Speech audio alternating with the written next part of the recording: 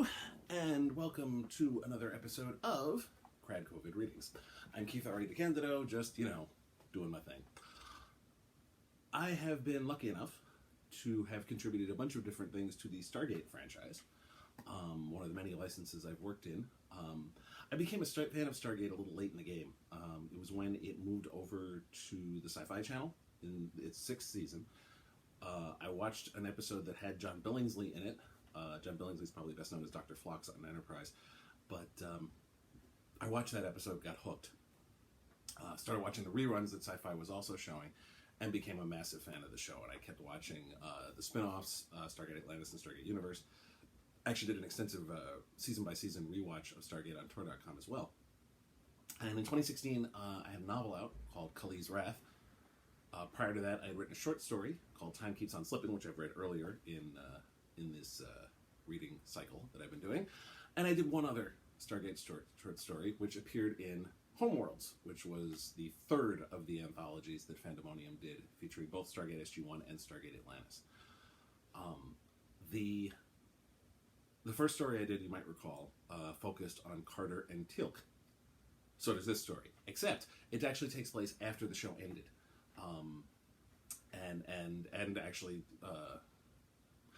not quite the last appearance of Carter. So it was established on the final episode of Stargate Atlantis that Carter, who was at this point a bird colonel, got her own ship, which was named the General Hammond after Don Davis's character. Don Davis unfortunately passed away, and they decided to make that also happen in universe, and they named one of their F-303, 304 ships after him. And so Carter is in charge of the Hammond, and we saw her in action as commander of the Hammond in 2 episodes of Stargate Universe, both the pilot episode Air and then the first season finale. This story takes place between those two, and it was on Stargate Universe in particular that established that, as well as later episodes of SG-1, the Lucian Alliance was a thing, and that's what we're dealing with here. So, anyway, without further ado, here is Sunbreaker. Am I disturbing you, Colonel Carter? Samantha Carter looked up from her tablet to see that Teal'c had entered the crew lounge on the General George Hammond, the 304 ship under her command. He wore a sleeveless vest and a much more relaxed smile than he'd ever have had back when she'd first met him on Chulak all those years ago. She gave him a smile right back. Not at all, Teal'c. I was just stargazing. What can I do for you? We have received a communique from Rak'nor. He should be in the system within the hour. Good. Teal'c walked around the couch where Carter was sitting to stand in front of her. Stargazing? He asked with his trademark head tilt.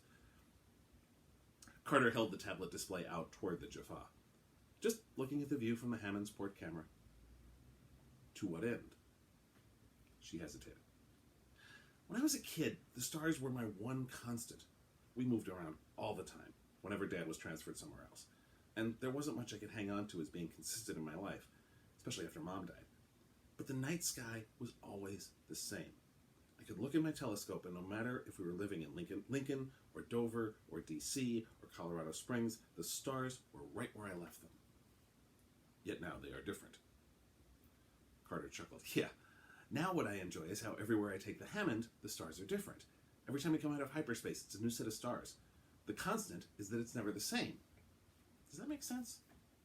Indeed it does. The progress of life is such that one's perspectives change. My own views have altered considerably over the decades I have lived. Before Carter could respond to that, the voice of the watch officer came over the intercom. Bridge to Colonel Carter. Go ahead. Colonel, a cargo ship identifying itself as belonging to the Free Jaffa Nation has decloaked, and we're being hailed by its sole occupant, who calls himself Counselor Rak'nor. Nodding, Carter said, Pipe it to my tablet, please. She looked at Teal'c and patted the couch. Teal'c? Inclining his head, Teal'c sat next to her. The tablet altered from a view of the stars to that of a Jaffa with scarring on his forehead. His gold sigil had been burned off by his father, a rebel whose life Teal'c had saved. Rak'nor himself eventually became a valued member of the Jaffa Rebellion, and now served on the Free Jaffa Council. Tekmate, Teal'c. Greetings, Colonel Carter. Carter was somehow not surprised that Rak'nor greeted his fellow Jaffa first, even though protocol dictated he greet the commander of the ship before anyone else. She was almost not offended. "It's good to see you again, Counselor Rak'nor." "Thank you, Colonel. We've both come a long way since you defeated me on Kalma." In fact, Carter had forgotten about that until Rak'nor mentioned it. She didn't really think of it as a victory for her, more a demonstration of how much more useful a P-90 was than a staff weapon. Although she had to admit that utterly destroying the target with her P-90 that Rak'nor had only been able to hit 2 out of 3 times with a staff weapon was very gratifying, especially given the Jaffa's tendency in general to dismiss her because of her gender. It hadn't been the first or the last time Samantha Carter had been so dismissed. It also hadn't been the first or last time she had made those dismissals look incredibly foolish. Rak'nor continued. "I have discovered that the Lucian Alliance has taken over the planet Armak." "I don't know that world." Carter turned to look at Teal'c. "I believe the Tauri referred to the planet as P7X-942. Still doesn't ring a bell. Looking back at Raknor's image on her tablet, she said, "Not that any of us here are big fans of the Alliance, but why does its activity on this planet matter so much?" "Once Armak had significant Naquita deposits. It was one of Haruru's slave worlds. I was posted there for a time when I joined Haruru's service. When the mines were stripped dry, Harurur abandoned the world." Teal'c added, "After Apophis defeated Harurur, the world remained abandoned, and it became a supply station for the Jaffa resistance. We stored many weapons there." "For a time," Rak'nor said. "Then the sun's flare activity increased to the point where it was no longer safe. We had to abandon Armak and also leave the weapons cache behind." Carter frowned. "If it's too dangerous for the Jaffa, wouldn't it also be too dangerous for the Alliance?" "That is what I believed as well, which is why we must discover what they are doing there. Perhaps the flares have lessened. Perhaps the Alliance has technology that protects them. Or perhaps it is just as dangerous, but the Alliance has either discovered the Jaffa weapons or a new vein of Naquita." "Okay." Carter regarded Rak'nor. "I'm confused, though. The Jaffa Council obviously wants our help in this investigation of Alliance incursion onto P7X-942. What is the source of your confusion?" Raknor's tone was almost belligerent. "Why is that request coming through you in a cloaked cargo ship instead of through official channels to Earth?" Rak'nor hesitated. "The Jaffa Council rejected your request to investigate because it's too dangerous." "Even if they did," Rak'nor said in a tone that indicated that there was no if about it, "we would still require your help, Colonel Carter." "The Jaffa have plenty of ships that are more advanced than the Hammond." "I mean your help, Colonel. The Jaffa have ships, but we do not have scientific minds of your caliber." Teal'c gave Rak'nor a dubious look. "There is a saying among the Tauri, Rak'nor. Flattery will get you nowhere." "Then you will not help us." "Help you, you mean?" Carter sighed. "Here's the thing. We've been having our own issues with the Alliance. I've had more than one run-in with them since we took the Hammond out. I'm not thrilled with the notion of them getting their hands on Naquita or a stash of Jaffa weapons." "Then you will help." "I can't promise that yet. What I will do is speak to my superiors. Why don't you bring your ship on board? We'll clear a 302 bay for you to dock in, and Teal'c can give you the grand tour while I call Earth." Rak'nor nodded. "Very well. Thank you, Colonel." "Don't thank me, Counselor. Just be a little more straightforward the next time you ask a favor. Stand by for a signal from the bridge." Another nod from Rak'nor, and the connection was cut, the screen reverting to the image of the stars. First, Carter contacted the bridge and instructed the watch officer to clear space in the 302 bay for the Rak'nor ship, and also to put a call through to the Pentagon on Earth. Once that was done, she turned to Teal'c. "What's your take on Rak'nor?" "He has always been both impulsive and passionate." "Shoots first and asks questions later?" Teal'c nodded. "I believe that Tauri saying does indeed apply." "All right. I'm going to head to my cabin and wait for General O'Neill. Why don't you meet Rak'nor in the 302 bay?" "Of course." Teal'c got to his feet, and Carter did likewise a second later.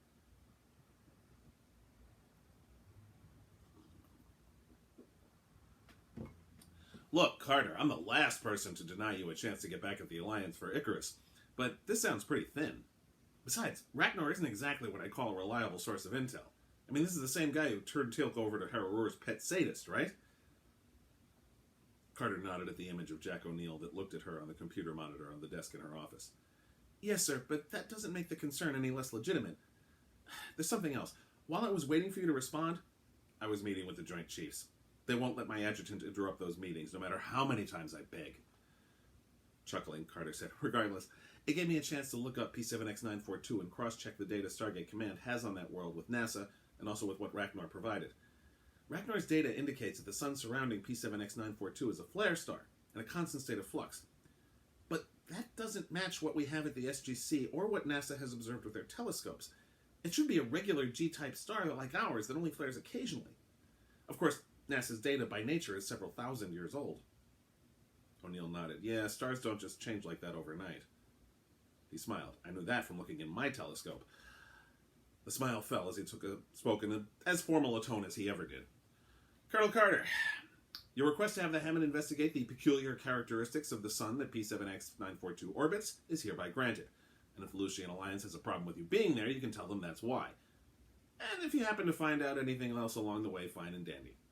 Tell Teal'c I said hi, and I'm still waiting for him to get his ass back to Earth so we can see the new Star Trek movie together. Carter grinned. Yes, sir. Hammond out.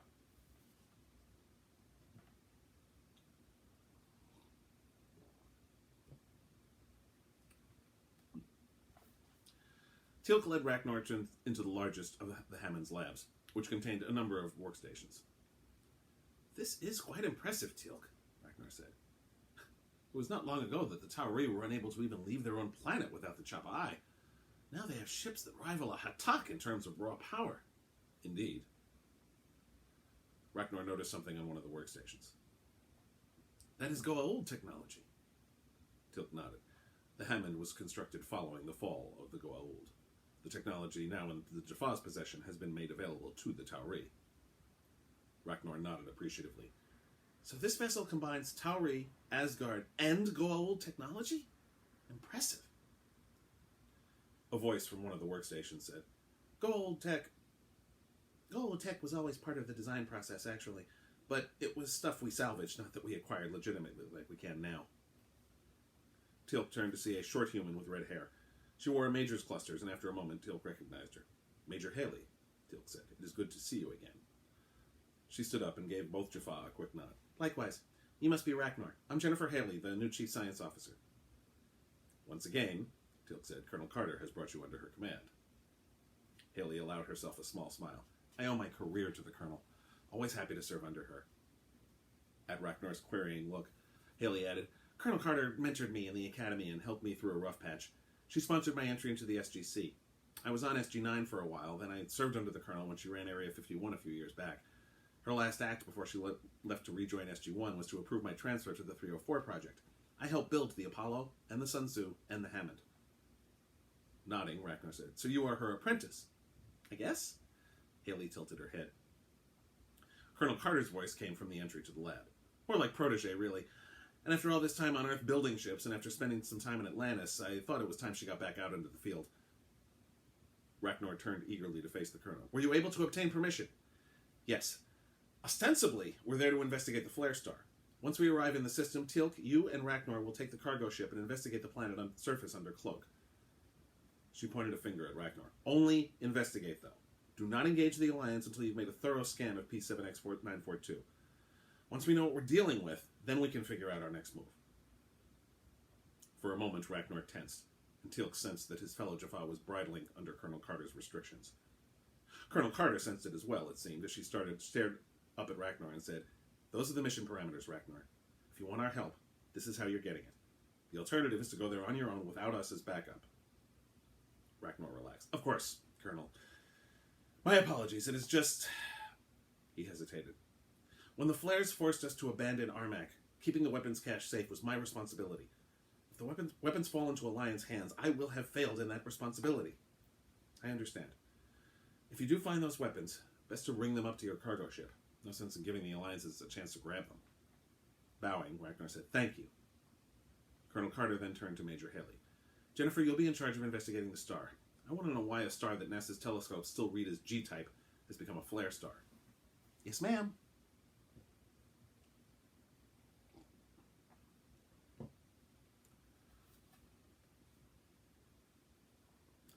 Goa'uld mothership is on approach and hailing us.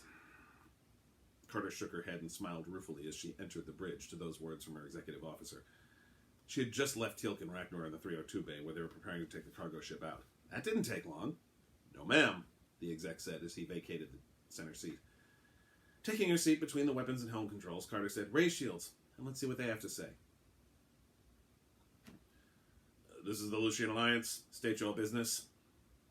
Carter smiled. "Simple and to the point. Let's respond." "Channel open," said the pilot seated on Carter's left. "This is Colonel Samantha Carter of the George Hammond. We're here to..." "They're powering weapons!" the pilot cried out. "What?" "Alliance, we're here on a mission of..." The Alliance commander sounded like he was sneering. "Your mission is of no interest to Samantha Carter. You're an enemy of the Lucian Alliance, and I will be amply rewarded when it is learned that I ended your miserable life." "Damn it," Carter muttered. Both as a member of SG-1 and as commander of the Hammond, she'd had plenty of run-ins with the Alliance. She should have realized that her presence, and Teal'c's for that matter, might be provocative. The mothership's weapons fire struck the Hammond. "Shields are holding," the pilot said. "Evasive maneuvers." Carter didn't want to have to get into a firefight. "Keep the channel open. Lucian Alliance, we are on a scientific mission and have no quarrel with you." There was no response, but no new weapons fire either. For several seconds, there was tense silence on the Hammond bridge. Then another voice came over the speakers. "Forgive my lieutenant, Colonel Carter. I am Keflin. I command this vessel and all Alliance interests in this system." Carter blinked. Keflin was a very reclusive Alliance boss. Her SG-1 teammate, Cameron Mitchell, had gone undercover as Keflin for an Alliance summit, which was only successful because very few had seen his face. So it was rather a surprise when the pilot said, "They've requested visual communication." "Okay, bring it up." The face of a craggy, blonde-haired man appeared on the screen, standing in the peltac of a mothership. Next to him was a shorter man with darker hair and a very angry expression. "Vashin has a particular animus for you, Colonel," the blonde-haired one said, "as well as your erstwhile teammates. He used to be Natan's lieutenant before SG-1's actions led to his ousting. In fact, he was the one who put out the bounty on your team's head on Natan's behalf. He works for me now." "I would have expected some animus from you too, Keflin, and I'm surprised you're showing your face to an entire ship full of people." Keflin's lips curled up. Carter couldn't bring herself to call it a smile. "Your comrade, Colonel Mitchell's impersonations forced me to take on a more public role, as did Natan's fall. And to the contrary, I have nothing but respect for you, Colonel. You played your hand supremely well and exposed many weaknesses in the Alliance in general, and Natan in particular. Thanks to you and your teammates, those weaknesses have been eliminated." Carter didn't like the sound of that. "You say your mission is scientific?" Welcoming the chance to end this peacefully, Carter quickly said, "We've been sent here by Earth to investigate this system's sun." "Very well, you may do so. But I would ask that you remain proximate to the sun only. If you come within the orbital path of the innermost planet of the system, it will be considered an incursion into Alliance space. Likewise, if any of your subsidiary vessels do so, or attempt to land on Armak, this is our world. We will not have you invading it. No plans in that regard, Keflin. You have my word. Neither I nor any of my crew will come anywhere near the planet." "Good. Hope that your scans of the sun bear fruit." With that, he closed the connection, and Carter let out a breath. "That was weird," the XO muttered. Doing her best impression of Teal'c, Carter smiled and said, "Indeed. Keep shields up. We'll need their protection from the solar radiation this close, and besides, I don't trust Keflin not to leave a cloaked ship or three to keep an eye on us." "Yes, ma'am," the pilot said. "And speaking of cloaked ships, tell Teal'c and Rak'nor to commence at their discretion under cloak." The intercom sounded. "Haley to Carter." "Go ahead, Jennifer." "Ma'am, the preliminary scans of the sun are confirming that it's a red giant. We're only a few thousand light years from Earth, and there's no way it would advance this far in its life cycle in so short a time frame." Smirking, Carter said, "I'm guessing you have a theory, Major?" "Yes, ma'am." Haley, as ever, was utterly serious. "I think someone, probably the Goa'uld or the Alliance using Goa'uld tech, has been tampering with the sun."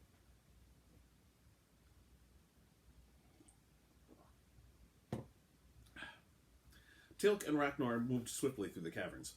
They had left their cargo ship cloaked in orbit and used the rings to transport into a mine shaft that, according to Rak'nor, had suffered a cave-in. That cave-in had, in fact, been manufactured by Rak'nor himself to keep the Jaffa weapons hidden. His concern had been that the Alliance had dug the mine out. But while the Alliance appeared to have taken up residence in the primary base on a large mountain, the mines themselves were untouched.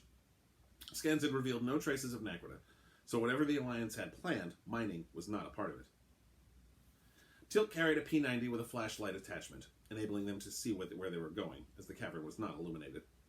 For his part, Rak'nor carried a Maytok. Teal'c himself only eschewed a staff weapon due to the P-90's ability to light their way. Rak'nor approached a solid wall, then ran a hand over one particular stone. The wall shimmered and vanished, revealing a chamber filled with boxes, as well as another ring transporter. The containers appear to be untouched, Teal'c said. Yes. Rak'nor let out a long sigh of relief. Let us move them to the rings. The false wall also kept the rings deactivated. With the wall down, we may transport the weapons to the cargo vessel. Teal'c nodded. When this mission was complete, the weapons would be brought to the Jaffa Council, who would decide what to do with them. It did not take the two Jaffa long to maneuver the containers inside the ring assembly. Teal'c then programmed the rings to take them back to their cargo vessel on a delay, stepped onto the platform, and waited. A moment later, the circular hatch slid aside, and the rings rose from beneath the cavern floor. The two Jaffa were engulfed in light. But when the light dimmed, Teal'c saw that he and his comrade were not in Rak'nor's cargo vessel, but instead in a large chamber surrounded by men and women holding Zatnikatels. The one person who wasn't armed stepped forward. I was wondering why anyone would be poking around those dried-up mines, so we intercepted your matter stream, and look! You brought us gifts! A man standing next to the leader pointed at Teal'c. That is the Jaffa named Teal'c. He's a member of SG-1. Even more gifts! Contact Colonel Carter and inform her that I've lost some of my respect for her. Suddenly an alarm blared out. Teal'c looked past the weapons, pointed at him to see a workstation against one of the walls. A woman was seated at the controls, and she whirled around toward the leader, showing a panicked expression. Keflin, the latest run didn't work. We've lost control of the device again. The leader, who was apparently the legendary Keflin of the Lucian Alliance, said, Very well, There's a massive flare headed straight for the planet. It'll be here in an hour. Raise the shield, Keflin said calmly. It may not survive another flare, she said somewhat less calmly. Raise it in any case. Why have I not been put through to the Tauri ship? Colonel Carter is not responding. Next to Teal'c, Rak'nor muttered, Sunbreaker. Keflin apparently had excellent hearing. You know of the weapon Harur left here? Rak'nor said nothing. Keflin sneered. Typical Jaffa defiance. It matters little what you say. We have recreated Sunbreaker. Harur wished to create a method of rapidly aging a sun, no doubt to use against rival Goa'uld systems. According to the database, he was never able to make it work, but I'm willing to bet my scientists are smarter than those of a dead false god. He turned away and said, Keep trying to raise Colonel Carter. Once he turned away, Teal'c whispered to Rak'nor, Does he speak the truth? Rak'nor simply nodded.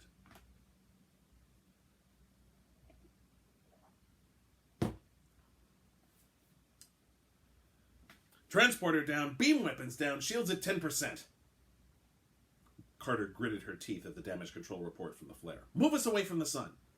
Haley to bridge, the major said over the intercom. Hesitating only for a second, Haley wouldn't have called if it wasn't urgent. Carter said, Go ahead. Ma'am, that flare that hit us happened immediately after a beam of some sort struck the sun. I traced its source, and it came directly from P7X942. Wavelength and frequency consistent with Goa'uld technology. Also, the flare is on a course for the planet, ma'am. Everything Haley told her made Carter more apprehensive. So did what the pilot said next. We're still being hailed by the Alliance on P7X942. She checked to make sure that they were a safe enough distance from the sun that should there be any other flares, they'd at least have more warning than they'd received from the first flare, which had already trashed her ship before she even knew it was there. Once she was assured of that, she finally replied to the Alliance's call. The screen lit up with Keflin, surrounded by several Goa'uld workstations, and several more Lucian Alliance members, and also Teal'c and Rak'nor, who had Zats pointed at them. I'm disappointed, Colonel. You gave me your word. Yes, I did, Carter said without hesitating. I gave you my word that I and my crew wouldn't come near the planet. Neither Teal'c nor Rak'nor are on my crew. Such semantic trickery is unworthy of you, Colonel. Someone at one of the Goa'uld workstations, control stations, cried out, Keflin, I can't get the shield up! The incoming flare is going to reach us in 50 minutes. Having a little trouble? Carter asked. We will tame Harur's weapon. Worry not. No, you won't, Carter said. Trust me. I spent the last 15 years of my life dealing with the technology used by the Goa'uld. And what you've got there is something that can only be operated by a Goa'uld. Colonel Carter is correct, Rak'nor said. Harur's scientists designed Sunbreaker in the same manner as the Karakesh. Only one of the Goa'uld themselves can wield the weapon. Carter said, I can help you, Keflin. Can you now? Teal'c spoke up. I believe you said that your scientists were the equal of those of the Goa'uld. That statement was likely hyperbole. However, Colonel Carter may make a similar claim without it being exaggeration. Thanks, Teal'c, Carter said, but it's not just that. I was blended with a Tok'ra named Jolinar a while back. I still have enough Naquadah in my blood that I can operate technology like that. Unless you've got a Goa'uld or a Tok'ra hiding on your base, I'm the only chance you've got of avoiding that flare. In exchange for this, I return your Jaffa to you. Carter nodded. Exactly. The woman at the Sunbreaker console said, It doesn't matter. This ship can't get here before the flare can. Yes, we can. The Hammond will be in orbit of P7X942 in 5 minutes. Once we're in orbit, I'll take a 302 down. What about your vaunted Asgard transporter? Keflin asked with a smile. The flare took it out, which, by the way, is how I can guarantee that I won't just beam Teal'c and Rak'nor out and leave you to blow up. Very considerate. I await your arrival, Colonel. The Sunbreaker operator crying out, It's not possible for her to get into orbit that fast, was the last thing Carter heard before the communication cut off. Ma'am? The pilot said slowly. How is it possible to get from here to orbit in 5 minutes? Little trick I pulled a few years back with a cargo ship and a runaway asteroid. We opened up a hyperspace window just long enough to make a short jump. A cargo ship and an asteroid. The pilot sounded understandably dubious. Carter nodded as she relieved the pilot and sat at the helm controls. There wasn't time to explain this, and it was easier for her to input the commands herself, especially since she had to rejigger her equations for the considerably larger mass of the Hammond, as well as the greater distance. That just needed to be a 9,000-mile jump. This was more like 90 million miles, but that worked in her favor, as it would be easier to jump the larger vessel across a greater distance. It was still risky, though, especially with them this close to a flare star. However, she suspected that the Alliance's attempts to futz with this Sunbreaker would be disastrous without her aid. She wasn't entirely sure it'd be so great with her aid, but at least she'd get Teal'c and Rak'nor free. Here goes, she muttered. She addressed Intership. All hands prepare for a micro-hyperdrive jump. Secure all stations, transition in 10 seconds. She counted down the remaining seconds, hoping her crew had indeed secured all stations, and then opened a hyperspace window, moved the Hammond into it, and then immediately transitioned out of it. Looking at the viewport, the stars were mostly the same. She was in the same system, but there was a planet and a mothership nearby instead of a flaring sun. Nice flying, ma'am, the pilot said with a smile. That's almost as cool as the time you blew up a sun. Shaking her head, Carter said, Boy, you blow up one sun and you just get a reputation. She rose, allowing the pilot to relieve her at the helm. Major, the Hammond is yours. Keep her safe. With that, she headed to the 302 bay.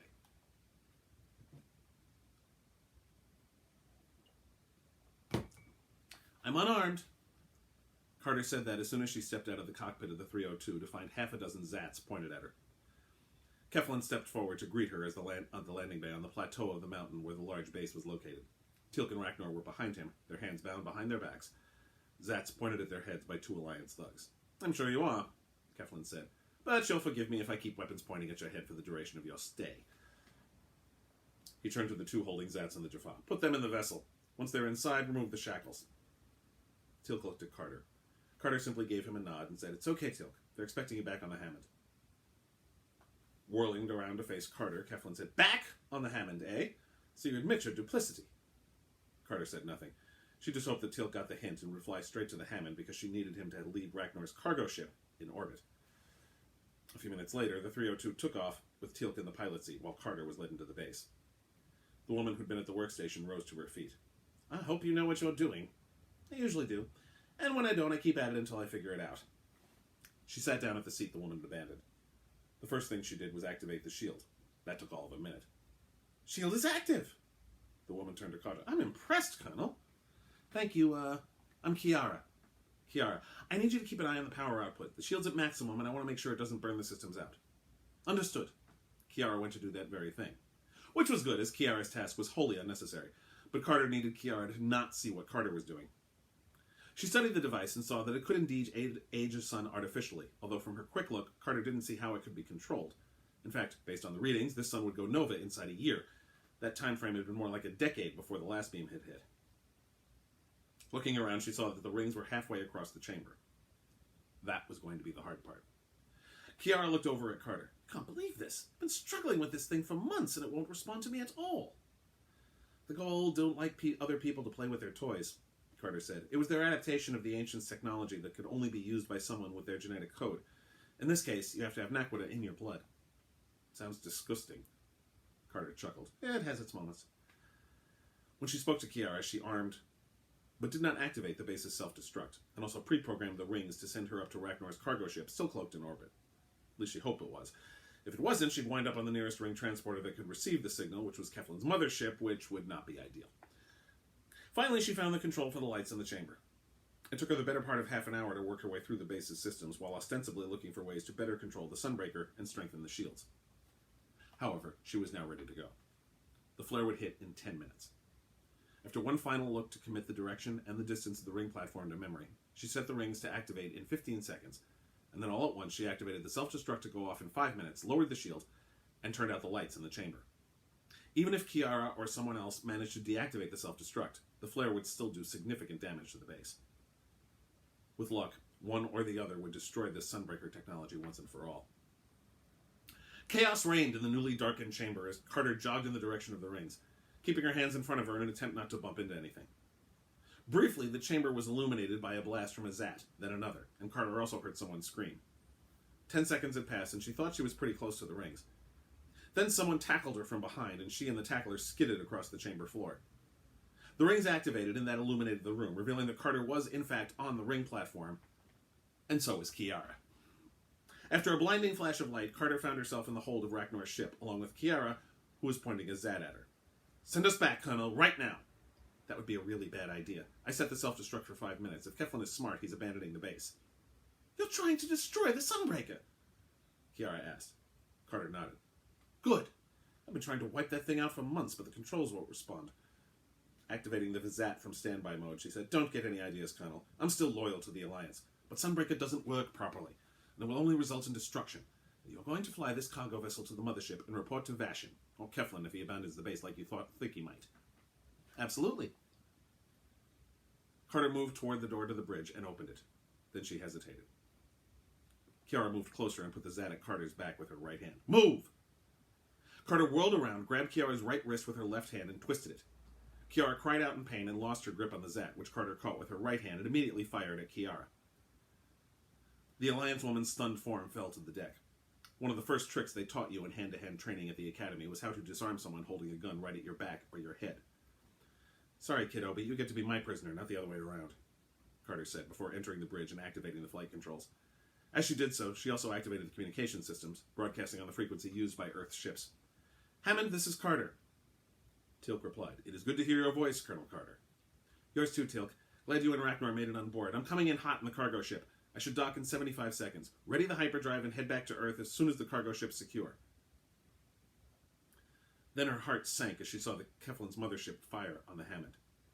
Knowing her ship's shield were at 10% and that the Asgard beam weapons weren't working, Carter feared for the safety of her command. But then the weapons fire was dispersed by Hammond's shields, which appeared to be at full power. A moment later, an Asgard beam weapon sliced through one of the mothership's outer struts. "I'm impressed," Carter said. "I was only gone an hour." "I believe you have Major Haley to thank for the rapid repair of the shields." Carter smiled. "Leave it to her protege to repair the tactical systems in record time." "Well, let's get those shields down. I'm coming in." The cargo ship entered the 302 bay, and Carter brought it to a smooth landing. Moments later, the Hammond went into hyperspace. Moments after that, there was a massive explosion on a mountain on P7X 942. "I suppose you think you're clever." Carter smiled at Kiara's words, spoken from inside the Hammond brig. "I don't, honestly, but people whose judgment I trust keep insisting that I am. I'm not going to tell you anything. I told you I'm loyal to the Alliance." "I'm sure you are. You're lucky Keflin survived the destruction on P7X 942. The Sunbreaker is completely destroyed, and based on what I found in the database, Harrower didn't recreate his research anywhere else. In fact, he viewed it as a failed experiment." "He was right about that," Kiara muttered. "Maybe you'll be lucky and Keflin will want to trade you for some considerations. Or maybe he'll view your inability to get the Sunbreaker to work properly as a failure. It'll cut you loose." "I don't know about that," Kiara said, "but the Tauri are still my enemy. I won't do a thing to help you." "Suit yourself." With that, Carter turned to leave the brig. Teal'c was walking down the corridor when she exited. "Is your prisoner awake?" Carter nodded. "And stubborn. She won't betray her people. Perhaps I may speak to her, tell her of the value of betraying an evil cause in service of a good one." "I'm not sure she sees us as a good cause, but I won't stop you either." She sighed. "I better call Earth and to let General O'Neill know what happened, and the night sky is going to look different in a few thousand years." Then she snapped her fingers. Oh, and the General wants to remind you that he wants to see the new Star Trek with you when you're on Earth next. It will be my honor. Will you also be joining us? Nah, Carter chuckled. I prefer to leave the movie bonding to you two. Besides, I hear it involves time travel, and we get enough of that in real life. Indeed. This story would have taken place in 2009, so this would have been when the first of the Bad Robot movies came out. So that was the little joke there. Anyway, you can get this book from Fandemonium, both in print and ebook form. It's called Homeworlds. There's also stories by Melissa Scott, Joe Graham, Susanna Parker Sinnard, Aaron Rosenberg, Amy Griswold, Suzanne Wood, John Cannon, Barbara Ellisor, and Ron Francis. It's got 10 stories. Half of them are SG-1, half of them are Atlantis. There's all sorts of cool stuff in there. I definitely recommend you check it out, as well as the other Fandemonium anthologies, and my novel, Kali's Wrath, if you want to get your Stargate on, as it were. Thank you very much for watching. You can catch me online at DeCandido.net, read my blog at DeCandido.wordpress.com, and if you could please support me on Patreon at patreon.com/KRAD, that would be great. Please stay safe, and I'll see you next week.